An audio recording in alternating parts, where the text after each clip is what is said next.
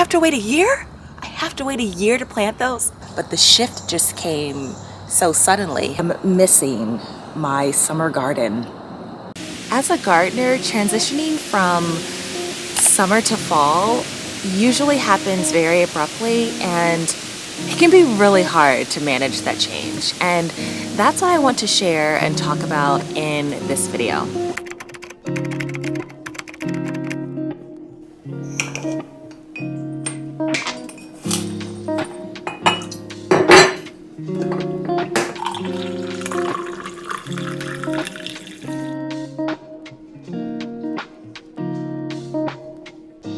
The fall season has definitely settled in, and I would say that fall is my favorite season, not only because of the aesthetics, but the food and the traditions and the smells, and the retreat indoors is so restorative. But I am missing my summer garden in a way that has me very emotional right now, and I just wanted to quickly process that out loud and to share these feelings with you, because I don't believe that I am the only one. So in thinking about why the transition from the summer to fall feels especially hard for me right now, I have to recall that it is most likely because this summer I really became attached to my land. And I say that as someone who owns a small parcel of land, less than 1/8 of an acre. My husband and I are homestead dreamers, and while we are waiting for our property out in the country, we are cultivating a homestead mindset here in a townhouse. We both work full-time, and so one of the things that we did here in our townhouse is in the backyard we completely renovated things. Now we have a number of HOA guidelines, and so there's a set amount of grass that we have to keep. But even despite that, I was able to build an in-the-ground garden, and I allocated 3 other in the ground beds. And then I also utilized our deck, which is the only space here on our property that gets full sun, to build a makeshift enclosure that would allow me to grow and actually harvest before the birds tomatoes and peppers and eggplant and green beans. And there was just such abundance.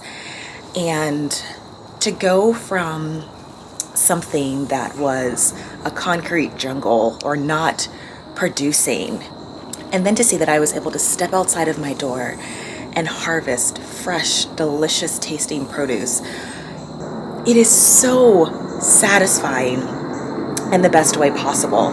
Now I'm growing in 45 to 7 gallon buckets in addition to my in-ground bed, but I only started the season with 10. And I think that as I was expanding the garden and the process of planting a seed and caring for it, I was working through a number of things with each crop.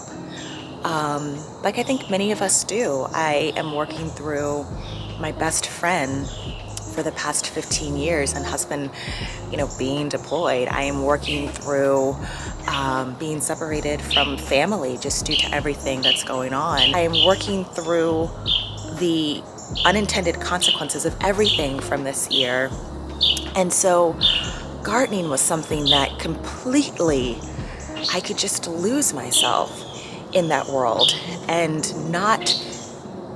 just become totally enchanted and consumed by all of the things that are required by the process of cultivating and bringing forth life in your garden. Whether I was learning about the soil or different containers or the sun, or harvesting or processing and preserving what was coming from my garden, or making fresh garden teas, it just allowed me to have a place and a space in a productive way that kept me so busy all summer long.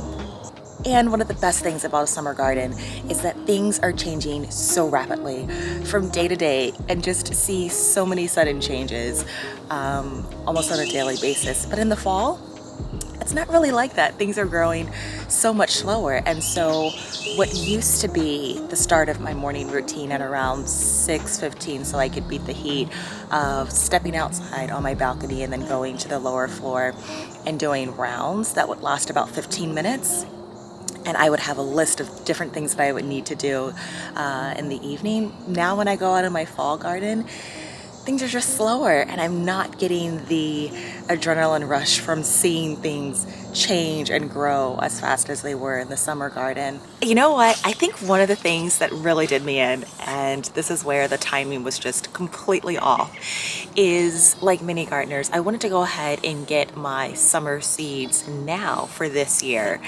And in researching about all of the seeds and really reflecting on what did I plant this year that did really well, given the weather conditions and pest kind of influences. And so I'm really excited about what I picked out for next year, and a company that I have had a lot of success with, and I try a number of different brands, but I like supporting like co-op and seed exchanges, and like small family owned and operated companies and businesses here in the US.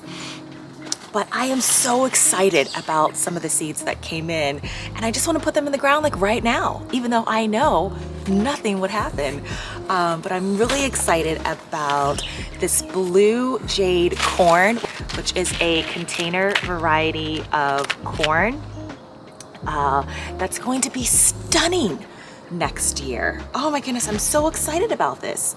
It's specifically for containers, and there are only, I think, like 2 or 3 varieties of corn that grow in containers. Now I am growing just a regular variety in my 5-gallon buckets, and they're doing great, but I am excited about having something that's kind of meant for those conditions. I'm also really excited about a new variety of eggplant, also meant for containers. Aren't you just salivating over these pictures? Oh, I have fallen in love with my purple potted pole beans, so I can't wait to plant more of these. And then I also have the 5-color Silver Beet Swiss Charge.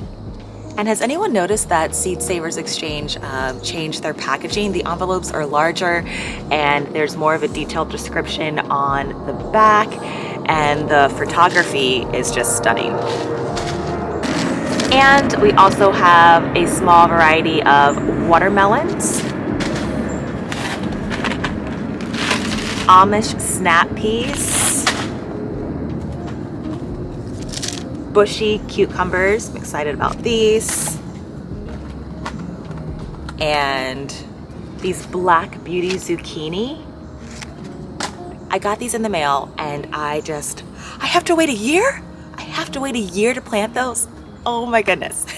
You know, I just miss the vibrancy of the colors, and I miss harvesting, and I'm just in a waiting stage right now where I have to demonstrate patience, and you have that as a gardener, but the shift just came so suddenly. I remember that we were going through a bit of a heat wave just under a month ago, and so that first crisp day, I thought to myself, oh, what a relief. But then that was the hard turn. That was it. That was the ushering in of fall. That was the summer garden's last kind of bolt. But you know what? It's been fall for a couple of weeks, and so I wondered when I woke up this morning why I felt suddenly so sad. And I think it's because at the beginning of fall, I was still in a harvesting crunch. So I was harvesting tons of lemon balm for lemon balm tea and to make tinctures.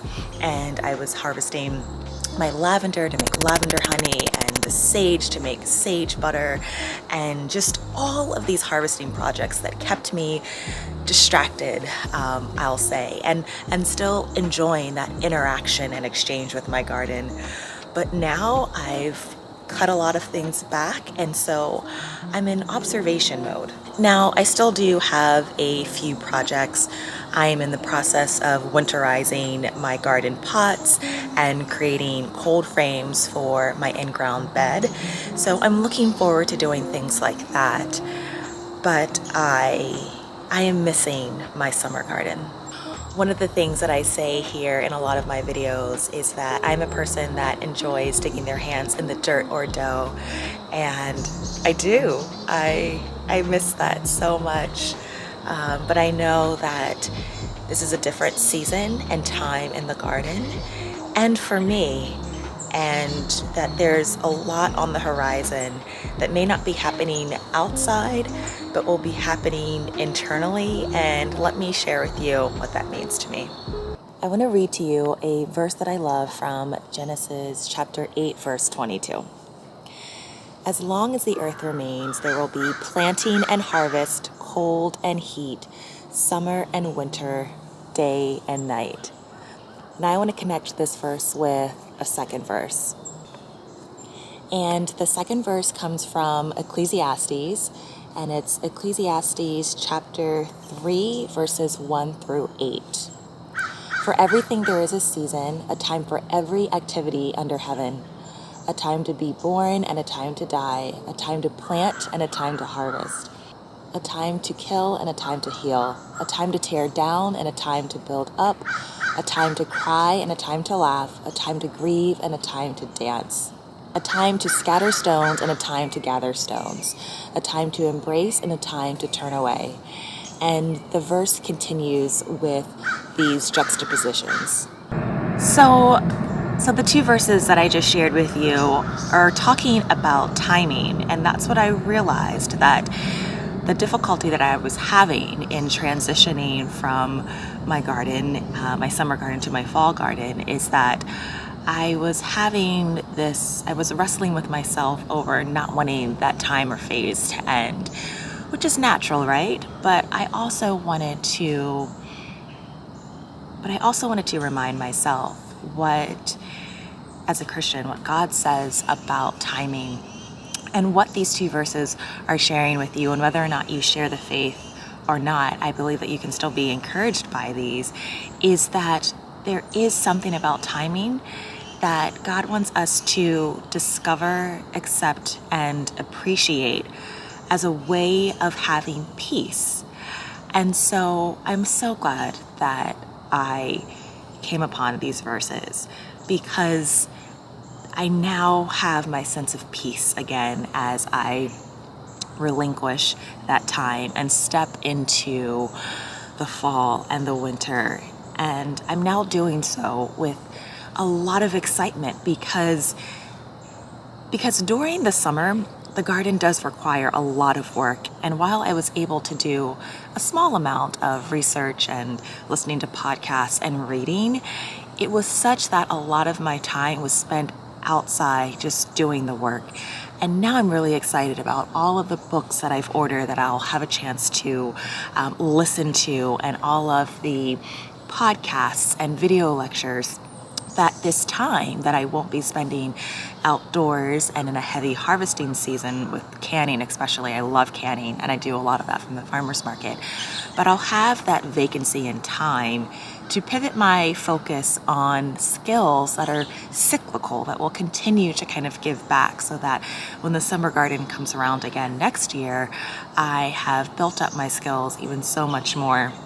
And so with all of that, I'm excited that I will continue to enjoy the fruits, literally, of some of my summer labor by the tastes and products that I was able to preserve this summer. And speaking of timing, one of the crops that I am so excited to grow for the first thing ever, but will test to my patience, is garlic. And I'm growing here in Maryland, so I'm in zone 7A. I'm kind of between Baltimore and DC.